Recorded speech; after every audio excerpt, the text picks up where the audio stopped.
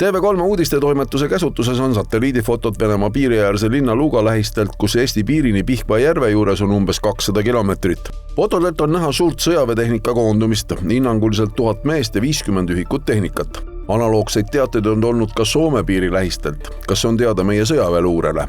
No ma pean tunnistama, et meie andmed oluliselt ei kinnita sellist informatsiooni, et oleks alustatud suures mahus mingisuguste väeosade või rajatiste ehitamist. Pigem me oleme näinud üksuste paiknemist küll erinevates piirkondades. Enne kõik on tegemist siis uute värvatutega, kes siis peale lühiajalist väljaõppe saamist siis siirdatakse tegelikult Ukraina rindele. Nii et mingisugust püsivat uute baaside ehitamist ja isikkoosseisu toomist meie piiride lähistele mina ei kinnita. Kui arvestada väljaõppega, siis seda saab tõepoolest mitmes kohas meie piirialade lähedal kinnitada.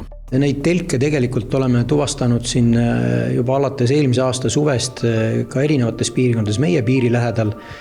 Tõesti Kaameka on üks koht olnud, me oleme Ostrovi piirkonnas tuvastanud telke ja samuti on kinnitada, et nende telklate mahukus, arvestades siis, et 10-20 inimest võib ühte telki panna, siis see võibki olla circa 3000 inimese juures, mida Kaameka piirkonnas saaks mahutada.